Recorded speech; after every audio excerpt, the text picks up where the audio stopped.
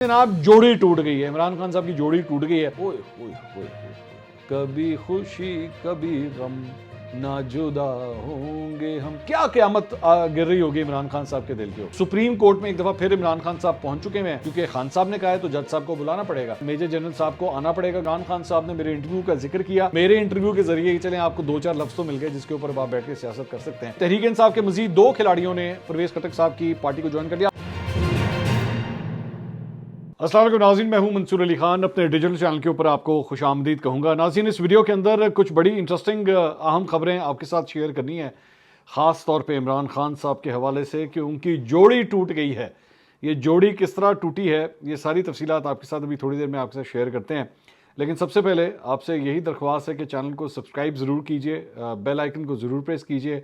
अगर आपने अभी तक चैनल सब्सक्राइब नहीं किया हुआ, ये उन लोगों के लिए जो हमारे रेगुलर सब्सक्राइबर्स नहीं हैं, तो वो ज़रूर प्लीज़ चैनल को सब्सक्राइब कीजिए। We need you to help us out, ताकि हम जल्द अज जल्द अपने अगले 4 महीने के अंदर 7 लाख सब्सक्राइबर का जो टारगेट है उसको हम अचीव कर सकें। We need your help in that.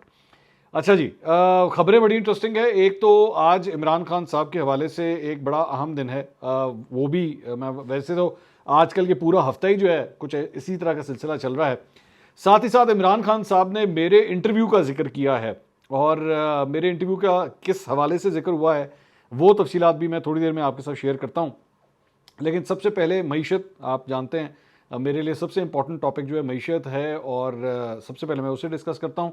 तो जनाब कुछ नंबर्स सामने आए हैं, और नंबर्स ये हैं कि रवा माली साल के पहले माह जुलाई के दौरान महंगाई के जो नंबर्स हैं वो सामने आए हैं। माहाना बुनियादों पर 3.46% और सालाना बुनियादों पर 28.31% का इजाफा हुआ है। सो आप ये कह सकते हैं कि इस हुकूमत के जाने से जो आखिरी महीना है उससे पहले, यानी कि जुलाई का महीना जो है, ये 28% के ऊपर महंगाई जो है वो छोड़ के जा रहे हैं। बुलंदोबांग दावे किए गए थे, इसहाक डार साहब आएंगे और ये हो जाएगा वो हो जाएगा, फिलहाल नथिंग डूइंग।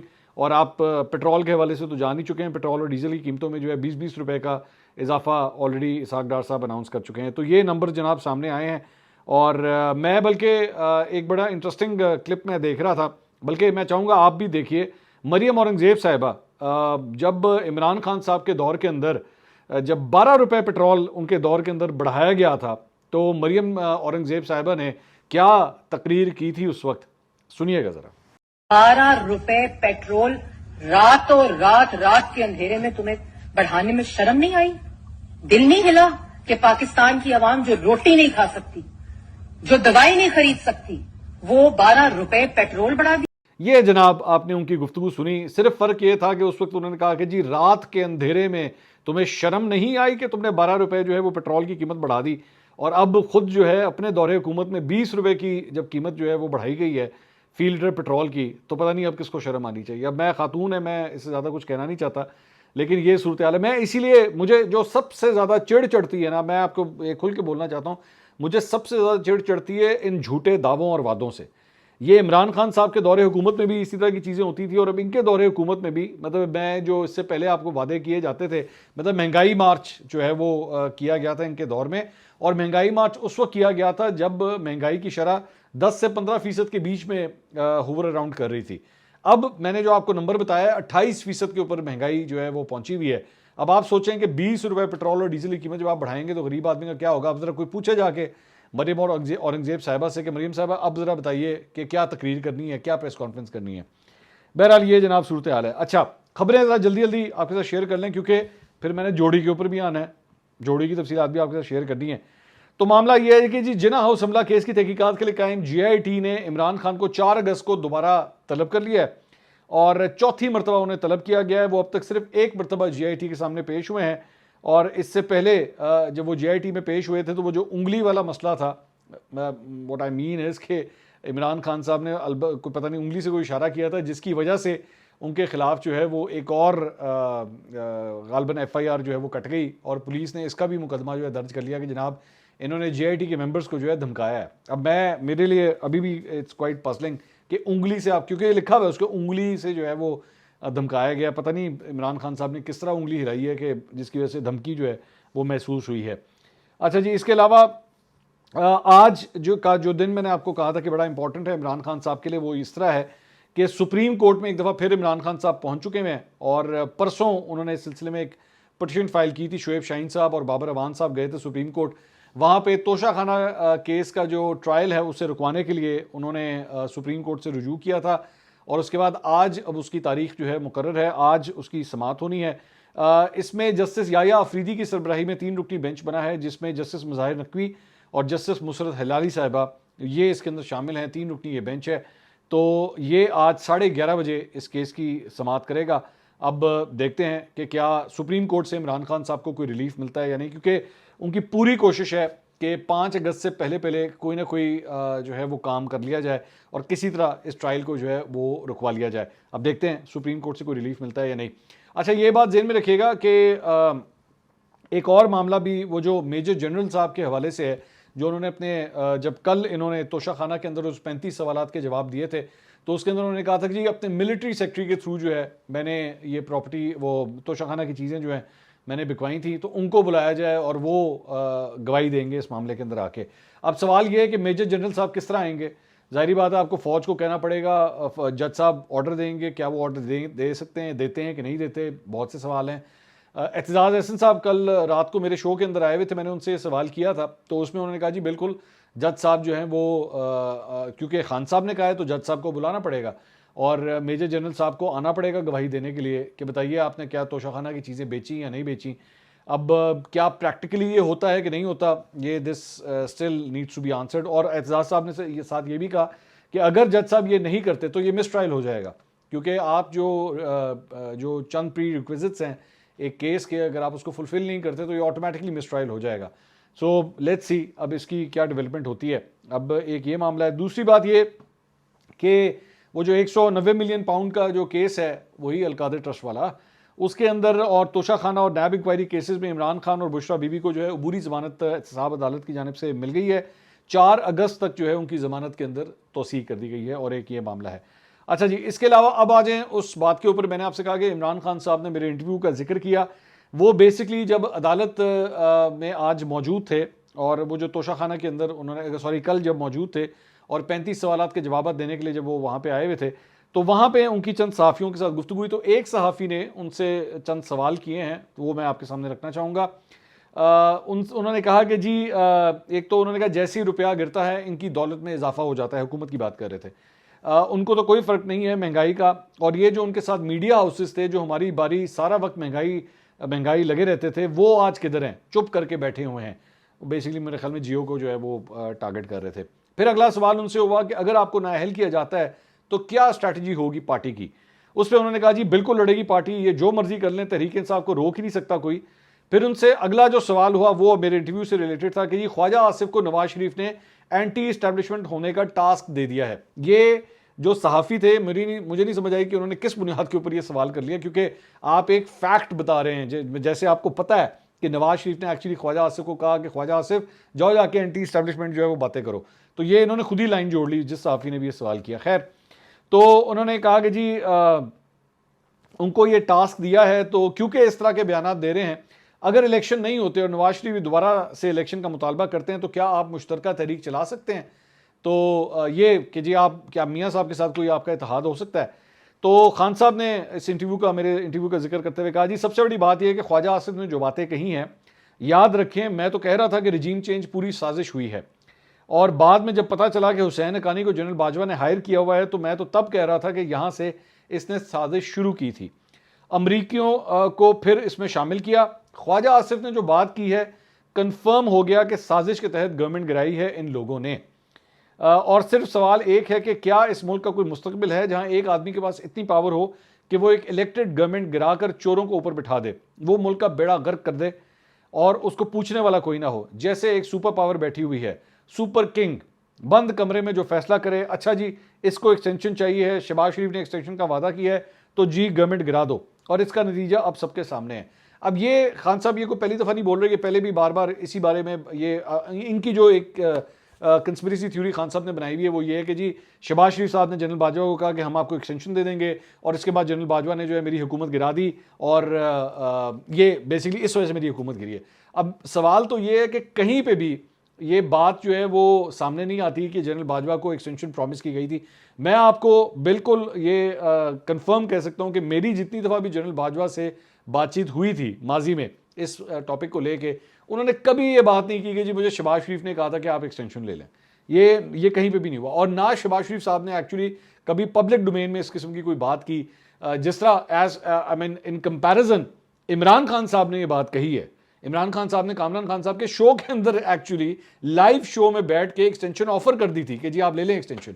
और साथ ही साथ मतलब जब उन्होंने कहा था कि जी कोई मसला नहीं, आप आर्मी चीफ जो उस वक्त आसिम मुनीर साहब का रास्ता रोकना था ना, तो इन्होंने कहा था कि जी मैं जिसको ये मीर जाफर, मीर सादिक और जिसको ये कहते थे, ये कह रहे हैं, उस वक्त भी कहते थे कि जी इन्होंने हमारी हुकूमत गिराई, तो उन तक को ये एक्सटेंशन देने के लिए तैयार हो गए थे कि बस किसी तरह एक्सटेंशन ले लें और आसिम मुनीर साहब का रास्ता जो है ना किसी तरह रुक जाए। तो इमरान खान साहब ने तो ऑफर की भी है, और इससे पहले परवेज खटक साहब भी जो हैं वो भी इनको ऑफर कर चुके हुए थे जनरल बाजवा को, और ये बातें जनरल बाजवा खुद एक्सेप्ट करते हैं कि हाँ जी इन्होंने इस तरह मुझे ऑफर्स की थी लेकिन मैंने रिजेक्ट कर दी। सो अब इमरान खान साहब ने खुद ही अपने जेहन में अगर एक कंस्पिरेसी थ्योरी बनाई हुई होता तो तुसी कुछ कर नहीं सकते, वो तो बनी हुई है, मतलब आप उसका कुछ भी नहीं कर सकते। बहरहाल ये गुफ्तगू जो है वो हुई है कि उन्होंने कहा कि जी ये ख्वाजा आसिफ की बात से जो है वो सारी चीज़ें ऑटोमेटिकली साफ हो जाती है। चलें, अगर तहरीक इंसाफ इस पॉइंट को अगर इस्तेमाल करना चाहती है तो जो तहरीक इंसाफ वैसे हमसे लड़ती रहती है, मुझसे कम से कम लड़ती रहती है, तो मेरे इंटरव्यू के जरिए चलें आपको 2-4 लफ्ज़ तो मिल गए जिसके ऊपर आप बैठ के सियासत कर सकते हैं। चलें ऐसे ही सही, वरना अच्छा इसके अंदर भी फिर सारी थ्योरियाँ ढूंढी जा रही हैं, क्यों कहा है ये, डेफिनेटली ये फिक्स्ड मैच था, और इस किस्म की बातें भी की जा रही हैं। वो आप करते ना, वो आपका काम है, मैं उसके ऊपर कुछ नहीं कहता। अब आ जाए जनाब, जोड़ी टूट गई है, इमरान खान साहब की जोड़ी टूट गई है। ये जोड़ी कौन सी जोड़ी है मैं आपको बताता हूँ। बेसिकली तहरीक इंसाफ ने पार्टी पॉलिसी से नाराज करने वाले जुनूबी पंजाब के 22 अरकान को पार्टी से निकाल दिया है, जिसका नोटिफिकेशन भी जारी कर दिया गया है। इस नोटिफिकेशन के मुताबिक जिन अफराद को पार्टी से निकाला गया है उनमें साबिक वजीर आला पंजाब उस्मान बुज़दार साहब भी शामिल हैं। ओए होए होए होए होए होए यार, मुझे जब ये मैंने खबर सुनी ना तो एकदम वो एक स्लो म्यूजिक नहीं होता, कभी खुशी कभी गम ना जुदा होंगे हम, जोड़ी टूट गई जी, जुदा हो गए, जुदा हो गए। मैं सिर्फ 1 मिनट के लिए सोच रहा था, ये जब मैंने एक्चुअली टीवी के ऊपर ये मैंने पट्टी के अंदर ये पढ़ा कि जी उस्मान बुज़दार को भी जो है वो फारिग कर दिया गया है, तो मैं सिर्फ ये सोच रहा था 5 साल का ये साथ रहा जी, 5 साल। अगस्त के अंदर 2018 में इनको लाया गया था और अगस्त में 2023 में राहें जुदा हो गई और इनको पार्टी से जो है वो फारिग कर दिया गया। 5 साल इमरान खान साहब ने मेरा ख्याल में जितनी असेंबलियां थी, कौमी असेंबली, सूबाई असेंबलियां, पंजाब, केपी, सिंध, बलोचिस्तान, आज़ाद कश्मीर, गिलगित बल्तिस्तान, सेनेट, किसी से इतना प्यार मोहब्बत नहीं किया, किसी शख्स को इतनी शफकत नहीं मिली जितनी उस्मान बुज़दार को मिली। मतलब you name all of them, Asad Umar, Fawad Chaudhry, Pervez Khattak, बड़े से बड़े बंदे का आप ना, फवाद मतलब जिस बड़े से बड़े बंदे का आप नाम ले लें, जो मोहब्बत उस्मान बुज़दार को इस 5 साल में मिली ना खान साहब से, वो किसी को नहीं मिली। अब मुझे सिर्फ ये बताइए कि आज के इस दिन के, आज ये जो आपने उस्मान बुज़दार को, चलें ठीक है, वैसे तो टेक्निकली स्पीकिंग उस्मान बुज़दार तो खुद ही प्रेस कॉन्फ्रेंस कोयटा में करके कह चुका हुआ था कि जनाब मैं पार्टी भी छोड़ रहा हूँ तो मैं सियासत भी छोड़ रहा हूँ, वो ये ऑलरेडी अनाउंस कर चुका हुआ था। आपने क्या निकालना है, एक आदमी खुद चला गया तो आप उसको क्या निकालेंगे। मतलब ये बिल्कुल उसी तरह है कि एक आदमी एक कंपनी से रिजाइन कर दे और वो कंपनी बाद में कहे जी हमने इसको फायर कर दिया, आपने फायर नहीं किया, वो छोड़ के चला गया, वो तो उसने पहले प्रेस कॉन्फ्रेंस की है। अगर आपने करना होता तो आप पहले करते। अब मेरा सवाल ये है कि जिस शख्स से इतनी मोहब्बत की आपने, इतनी मोहब्बत की कि आपने इसकी खातिर एस्टैब्लिशमेंट से पर्दा कर लिया, इसकी खातिर आपने अपने पार्टी के लोगों को नाराज कर दिया, इसकी खातिर आपने पंजाब के अंदर अपने एमपीएस को नाराज कर दिया। मतलब एक पूरी लिस्ट है सिर्फ इस एक शख्स के पीछे, इस उस्मान बुज़दार के पीछे। यह है आपकी मर्दमशनासी, यह है आपकी मर्दमशनासी, इतना को आप बंदे को जानते हैं। और बहुत बड़े बड़े लॉयल लोग, मैं बार बार मैं अपने माजी के व्लॉग्स के अंदर ये जिक्र कर चुका हूं इस बात का कि बहुत से ऐसे लोग जिन्होंने बड़ी वफादारी निभाई है इमरान खान साहब के साथ, मुश्किल से मुश्किल वक्त में भी, आज भी देख लें डट के खड़े हुए हैं। मतलब हमाद अजहर हो गए, मियां असलम इकबाल हो गए, फ़ारूक हबीब हो गए, अली मोहम्मद खान हो गए, शेरियार आफरीदी हो गए, इफ्तिखार दुरानी हो गए, ये सब वो लोग हैं जो आज भी इमरान खान साहब के साथ खड़े हैं। ठीक है, कदर ऐसे लोगों की होनी चाहिए। इन लोगों के ऊपर अगर आपने, फॉर एग्जाम्पल अगर आपने मियां असलम इकबाल को चीफ मिनिस्टर बनाया होता पंजाब का, तो आज आपका सर भी फख्र से बुलंद होता है कि यार ए देखो मैं चीफ मिनिस्टर बनाया सी, आज भी मेरा डट के खड़ा, जबकि आपने उनको मिनिस्टर फॉर इंडस्ट्रीज बनाया हुआ था, लेकिन वो शख्स आज भी आपके साथ खड़ा हुआ, बाकी सब छोड़ के चले गए। ये है आपकी मर्दमशनासी। दिस इज द रीजन मैं कहता हूं कि इमरान खान साहब का इतना विजन है कि उनको बंदे नहीं पहचानने आते, अपनी टीम नहीं बनानी आती। आज तो मतलब हर बंदा ही कह रहा है ना, मतलब बहुत से लोग हैं, वो आमिर कियानी साहब ने अभी रिसेंटली जो इंटरव्यू किया था उसके अंदर उन्होंने यही बात कही कि जी हमें तो बस यही इंप्रेशन था कि जनाब इनकी बड़ी ज़बरदस्त टीम होगी, लेकिन टीम कोई भी नहीं थी, फारिग थे ये लोग। और मैं इन्होंने कहा था कि पता नहीं किसने कहा था मुझे, शबर जैदी साहब ने शायद कहा था। तो ये हाल है इनका।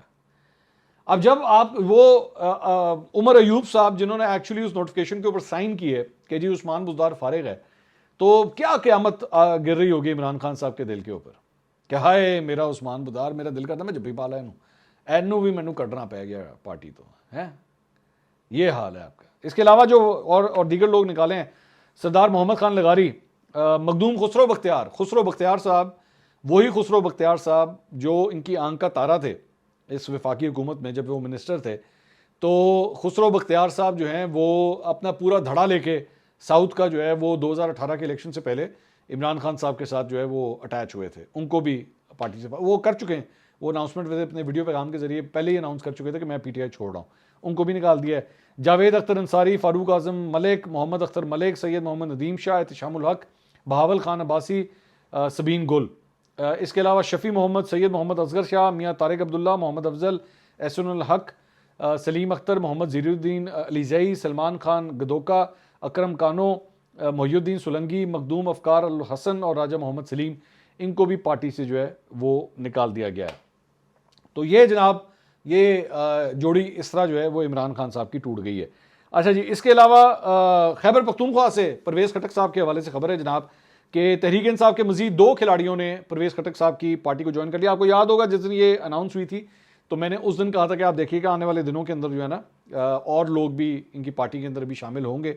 ये अभी ठंडा स्टार्ट है, जिन्होंने कहते हैं ना ठंडा मोटरसाइकिल होती है ना हैवी बाइक, उसका एक ठंडा स्टार्ट, कोल्ड स्टार्ट उसको कहते हैं। तो ये अभी कोल्ड स्टार्ट है, या आहिस्ता आहिस्ता गर्म होना शुरू होगी। तो 2 और लोग जो हैं वो शामिल हो गए हैं। असरार बादशाह, उनको कोर कमेटी मेंबर सूबाई इंफॉर्मेशन सेक्रेटरी और साबिक उम्मीदवार तहसील शाह आलम रियाज खान जो है उन्होंने भी परवेज़ खटक की पार्टी में शमूलियत इख्तियार कर ली। इसके अलावा पाकिस्तान तहरीक इंसाफ पार्लियामेंटेरियंस अब सियासी सरगर्मियाँ उस हवाले से बड़ी मुतहर्रिक हो गई है। जलसा तो आपको पता है कि 2nd वीक ऑफ अगस्त में होने जा रहा है। पेशावर में इसका पार्टी सेक्रेटेरिएट भी अब कायम कर दिया गया है और सेक्रेटेरिएट पर पार्टी परचम भी लहरा दिया गया है। और परवेज़ खटक साहब को पार्टी का चेयरमैन और महमूद खान को वाइस चेयरमैन बना दिया गया है। और साबिक MNA हाजी शौकत अली और साबिक सूबाई वजीर इश्तियाक उमर को पार्टी सेक्रेटेरिएट की जिम्मेदारियां जो है वो सौंप दी गई हैं। अच्छा जी, इसके अलावा एक जो नया एक कंट्रोवर्सी शुरू हुई है वो शहबाज शरीफ साहब, वज़ीर आज़म शहबाज शरीफ साहब ने आसमा शिराजी साहिबा को इंटरव्यू दिया है और उसके अंदर उन्होंने एक नया पंडोरा बॉक्स खोला है। उन्होंने कहा जी नई मरदमशुमारी के तहत ही इंतखाबात में हमें जाना चाहिए, तो इसके लिए जो ही इनके नताइज मुकम्मल होते हैं तो हम इसको CCE यानी मुश्तरका मफादात कौंसिल में लेकर जाएंगे। फिर उनसे सवाल हुआ कि अगर नई मरदमशुमारी पर है तो फिर तो 3 महीने के अंदर आपको लगता है कि इंतखाबात हो जाएंगे? तो शहबाज शरीफ साहब ने कहा जी बिल्कुल, तब भी हो जाएंगे 3 महीने के अंदर। फिर उनसे सवाल हुआ कि इलेक्शन कमीशन कहता है उसके लिए वो तैयार नहीं है। शहबाज शरीफ साहब ने कहा कि जी उनकी सवाबदीद है, अनलेस कोई ना अबूर करने वाला ऑब्स्टिकल है, इलेक्शन कमीशन की गेंद उनकी कोर्ट में होगी। मेरा नहीं ख्याल कि कोई जवाज़ नहीं है ताख़ीर का। लेकिन इस बुनियाद के ऊपर कई जो सियासी तज्ज़ियाकार हैं वो यही कह रहे हैं कि अगर ये नई मरदमशुमारी के तहत इलेक्शन कराने की कोशिश की गई फिर 3 महीने के अंदर नहीं होंगे, ये काम जो है फिर डिले होगा। और ज़हन में रखिएगा कि MQM भी इस मुद्दे के ऊपर फंसी हुई है कि हम इस मरदमशुमारी को, इस वाली मरदमशुमारी को भी नहीं मानते। वो कहते हैं जी कराची के अंदर जो है वो नई मरदमशुमारी कराई जाए, क्योंकि उनका ये कहना है MQM का कि बहुत सी जगहों के ऊपर जो है वो नाइंसाफ़ी हुई है, गलतियां हैं बहुत सी जगहों पे, कई जगहों पे अपार्टमेंट्स की बिल्डिंग्स हैं और वहाँ पे पूरी बिल्डिंग के अंदर एक बंदे को काउंट किया गया है। और अगर मुख्तलिफ घर हैं तो उन घरों के अंदर जो है सिर्फ एक बंदे को काउंट किया गया है। एक्चुअली वहाँ पे 5-5 लोग 6-6 लोग होते हैं, तो ये नाइंसाफ़ी है। तो MQM भी इस मामले के ऊपर फंसी हुई है। अच्छा जी, एतजाज़ अहसन साहब कल रात को मेरे शो के अंदर आए हुए थे। उन्होंने ये फरमाया कि जी इलेक्शन पुरानी मरदमशुमारी के तहत ही होंगे, क्योंकि आइनी तरमीम के लिए असम्बली में 228 अरकान की मतलूबा तादाद जो है वो पूरी नहीं है, तो इसमें आइनी तरमीम करनी पड़ेगी, सिर्फ तभी जो है ये हो सकता है। तो पुरानी मरदमशुमारी के तहत ही होंगे। उन्होंने कहा कि आइंदा इलेक्शन होने तक आइन के आर्टिकल 44 के शेख 2 के तहत आरिफ अलवी ही सदर के ओहदे के ऊपर फाइज रहेंगे। तो ये जो कहा जा रहा है कि आरिफ अलवी साहब का जब ओहदे की मियाद खत्म होगी तो सादिक सिंजानी साहब बीइंग चेयरमैन सेनेट वो सदर बन जाएंगे, इसके ऊपर एतजाज एहसन साहब समझते हैं कि नहीं, आरिफ अलवी साहब ही कंटिन्यू करेंगे जब तक नए सदर का इंतखाब नहीं हो जाता। इसके अलावा उन्होंने कहा कि तोशाखाना केस में चेयरमैन पीटीआई के बयान रिकॉर्ड कराने के बाद जज को उस वक्त के मिलिट्री सेक्रेटरी को अदालत को तलब करना चाहिए। मैं ऑलरेडी आपको मैं बता चुका हूं। उन्होंने कहा जिस स्पीड से ट्रायल चल रहा है हो सकता है आइंदा 2-3 दिन में तोशाखाना केस का फैसला आ सकता है, लेकिन वो बिल्कुल भी खुश नहीं है हुमायूं दिलावर साहब से जो इस केस के जज हैं। उन्होंने कहा जिस तरह इन्होंने इस केस को कंडक्ट किया है ये बिल्कुल भी तरीका ठीक नहीं था। जस्टिस काजी फाइज ईसा आने वाले चीफ जस्टिस, उनके बारे में उनका कहना था कि वो बहुत अनप्रिडिक्टेबल किस्म के जज हैं और अगर कोई ये सोच रहा है कि उनके आने से हमारे हालात जो है, यानी नून लीग के बारे में वो कह रहे थे कि अगर वो ये समझते हैं कि उनके आने से हमारे हालात जो है वो बड़े को ठीक हो जाएंगे तो आपको लग पता जाएगा और आप उसके बाद कहेंगे यार उमर अताब बंदयाल कितना चंगा बंदा सी। मतलब ये इनका मानना था। एक और बात उन्होंने कही, मैंने उनसे सवाल किया कि आपके ख्याल में पाकिस्तान पीपल्स पार्टी के अगले वज़ीर आज़म के लिए उम्मीदवार जो हैं क्या आसिफ अली ज़रदारी होने चाहिए या बिलावल भुट्टो? तो उन्होंने कहा नहीं, मैं नहीं समझता आसिफ अली ज़रदारी बल्कि बिलावल भुट्टो को वज़ीर आज़म का उम्मीदवार होना चाहिए। अगली वीडियो में आपसे दोबारा मुलाकात होगी। अल्लाह हाफ़िज़।